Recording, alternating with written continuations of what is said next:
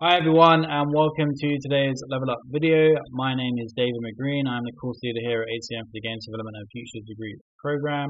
And today I'm going to be continuing where I left off in my first episode and add a few additional mechanics and features. So the game project that we worked in episode 1 was a hybrid between mini golf and a rollerball game. So for anyone who has not seen that and has no idea what I'm talking about, I'd highly recommend to go back and watch my first episode as we'll be continuing on from where we left off. So this episode is very much shorter than that first episode I did. So I'd highly recommend to go back and watch that first before watching today's episode. So one of the last things we added in that last episode that I did was the creation of these things called force zones. These force zones are areas that can first of all detect if a player has intercepted them, and then secondly apply a velocity in any direction of our choosing by any value or amount based on if they've gone in that area or not.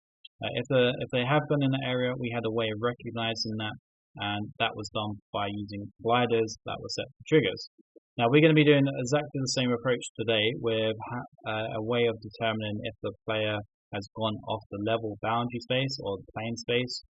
So if the player has jumped off the edge of the level, fallen through a gap, been fired off into nowhere, whatever it may be, we have a way of determining if the player needs to have the level restarted or if the current level has to be reloaded again. We can do that by using the same approach of a glider that is set to a trigger, and then after that we can also look at having a endpoint, so perhaps the final hole. We can determine if the player has reached that in order to progress into the next levels. So starting out with the first point of creating a way of determining if the player has gone out the level plane space is the same workflow, the same approach as what we did in episode 1 for the force zones. So I'm going to create an empty game object. I'm going to call this, for the sake of simplicity, out. And first of all, I'm going to add a tag. Instead of it being the force tag, I'm going to create a new tag, and that will be also out. And then going back to that game object, I'm also going to add a box collider. So make sure that you select the first option available, not box collider 2D. It's this one. So this is a 3D version that we're looking for. Once that is done, you can see the outline of that cube, that 3D cube. I'm just going to move it down very slightly. And I'm just going to, first of all, make sure that variable called isTrigger is set to true, just like we did for our force zones. And then just adjust its size by 10 on the X and 10 on the Z. The values you may have at home are or could be very, very, very much different to what I have. This is a preset level that I've built. You at home may have created lots of fancy levels, lots of verticality spread across a large area. So the size of this might actually be very much different, but that's no problem because this is also very modular, just like our force zones where we can create as many as we like. So if it's not the exact size that I'm creating, no problem, you can always adjust that or create additional ones later on. So once we have that in place and that's tagged correctly, and I need to make sure that it's tagged to out, we are good to go with the next part, which is the code. So if I go back to my player script from episode 1, I'm just going to open it here. It's brought me back to where I left off as well, which is handy. So how this worked was if our player intercepted a collider that was set to trigger, Unity would recognize that for us, and then from there we can then use its game object tag to determine if this is the object we want a certain behavior or action to follow from. So if it was a case of the force zone, if it was tagged with force, we would then apply velocity to our player. Now in the case of our player boundary space, we wouldn't want to apply velocity if that was the case. We would want to restart our level or reload the level.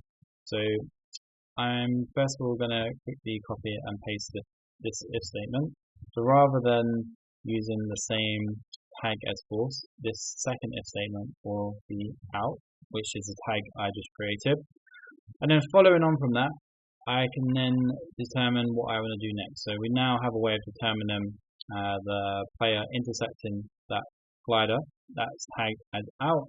But I want to, for now, I just want to reload the level or restart the level. So the way that we can do that is by typing in scene manager, and then I want to load scene. And from there, I can say I want to load in the current loaded level. So just to save some time, what we can do is we can say scene manager dot get active scene, and then with parentheses I can type in let's use build index, and that's all we need. So what this is doing, this is saying for Unity Scene Manager, which manages all the scenes and has functionality to load and change which scene is currently opened, I want to find what the current active scene is, get the number associated with that, so that way it just reloads it for me. Now I could hard code this, I could say load level 1 for example, but the problem will occur when you start to add in more levels.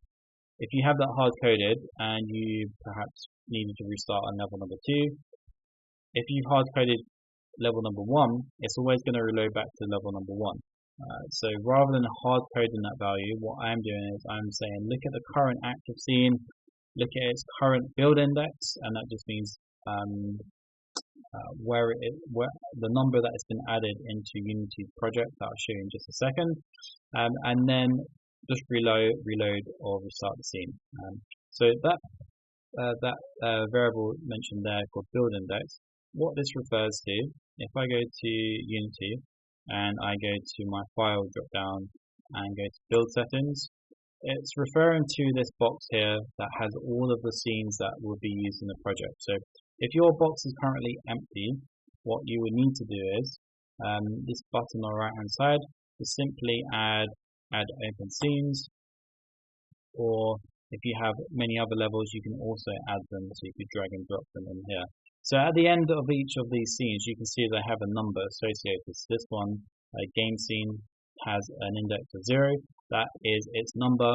So when I want to load that particular scene, I could pass in a number of 0. If I wanted to load in the next level, I could say load in scene number 1, which is the name scene 2, and so forth and so forth. So depending on which level you want to load in, it has a associated index number. And the reason why I did that way of coding this is just because of that fact. If I was to put in the number 0 and hard code that, regardless of which level I'm on, it's always going to load the first level because it's got that association with the build index of 0.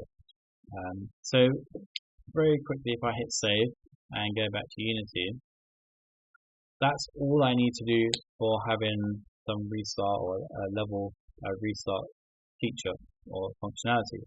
So the way I can test that now, if I was to select my game object just so I can visibly see that, I'm going to hit play, and I'm just going to jump off the edge and just see what happens. If I just go to the side, jump off the edge there, and what that did, if for anyone who noticed watching, that reloaded the entire scene, so it's at the very beginning, and I can try again. So just to quickly demonstrate one more time, so if I go off this side and jump off the edge, now this time it didn't work. This is because my out game object zone is a bit too small, so I probably need to get a little bit larger, so I'm going to increase that from 10 to 20, so you can certainly cover the whole area now. So if I try that one more time and jump off the side here, yep, we can see it reloads. So that's the functionality to reload our scene, and this is quite a good way to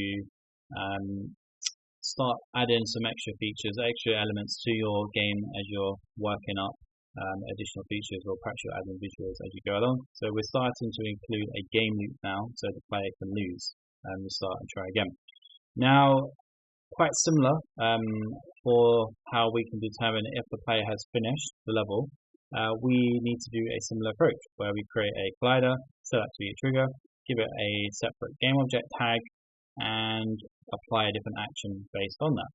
So I'm going to create a new game object, and for this one I'm going to call this end. I'm going to give this a icon of a yellow color, and then I'm going to add a new tag, and I'm going to call this one end. I'm going to go back to my game object. Again, I'm going to add a box collider, make sure that the variable is trigger set to true. Now for this position, I'm going to locate it on the tile that has the goal flag on. So I'm going to just reduce this very slightly to 0.2, and let's put it somewhere there. So it's roughly where it needs to be. So if I change it to wireframe, we can just make sure we can see. So that looks roughly in place where it needs to be. So if our player was to go inside of this area, we can then load in the next level. So I'm just going to cheat very quickly because we know that our boundary detection works, and we also know from the previous episode the force zone also works. So I'm also going to move my start position, which is what we also covered in episode 1, to start all the way over here, just so I can quickly test if this works or not. So I'm just going to move it over here, move it down a bit. There we go. Right, so now that's done. That's been tagged with end. Now it has. I can now go back to my code and add that functionality to say once our player has intersected this area that is tagged with end, then move on to the next level. So what I can do is again copy and paste this,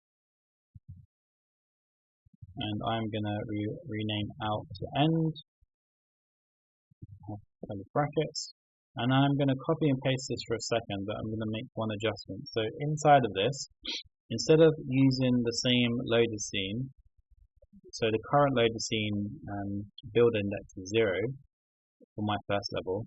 If I've completed this level and I want to go into the next one, all I need to do is, if I go back to Unity very quickly and go back to that list of scenes, we can see that the next level is just an increment of 1. So it goes from 0 to 1, 2, 3, etc.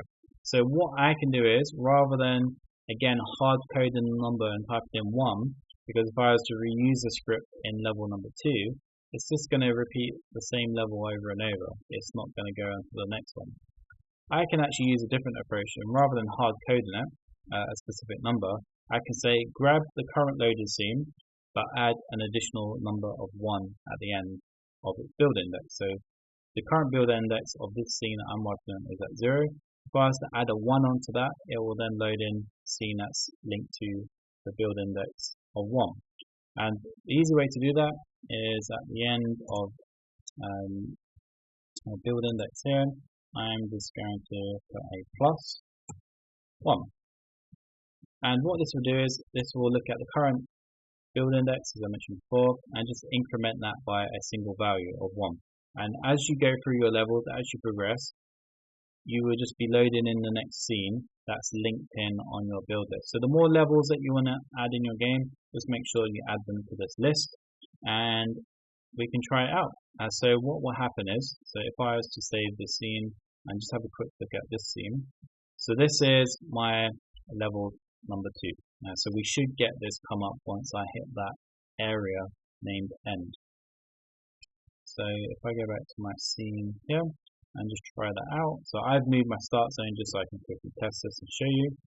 If I move this very slightly and go in here, we can see it's loaded in the next scene. So maybe if I slow it down just for everyone to see, so I can move it here, select my area to end, and preview that again. Here's my ball. If I roll it into that area, and we load the next scene. So that's the essential game loop there, where we can have an area to detect if the player has gone out of the playing space, and then secondly to go on to the next following level. One thing to note, so for anyone who has been building some really cool levels, some really interesting levels, especially if you have verticality on those, is you don't just have to have a single end, excuse me, not end zone, outer bound zone, you can create as many as you like. This is very modular, just like this full zone. So if I was to duplicate this, I could then just move it up slightly, change its scale, excuse me, its size, make it its size, and reposition it under this area here. So like that. Now let's make it a little bit larger. It's a bit too large. Let's do like that. And 5. So perhaps in this area here, we know that the player is going to fall through these holes in the tile pieces. So if I was to use my start location over here, and then just try that for a second, you'll see that it will still recognize that, but we've just got an additional area that we can check. So if I just move over here, we can see that we've reloaded the scene. So it just depends on how complex your levels are, but as I mentioned before, it's very much modular. You can create as many as you like, just like the four zones, and you can start to build up quite an interesting game with multiple levels, with level boundaries, and using the mechanic of the full zone. So that's it from me. I'm hoping to see what all of you guys have created. So feel free to share in your levels, share pictures, videos, or the game builds. And I'll be interested just to see what all of you have created. So if you've liked today's episode, do let us know, share in your creations, and hopefully we can get to play testing them. But for anyone who would like to see some additional features, do let me know, and we can start to include those as well. But that's it from me. I hope everyone enjoys the rest of your day. Take care, and bye-bye.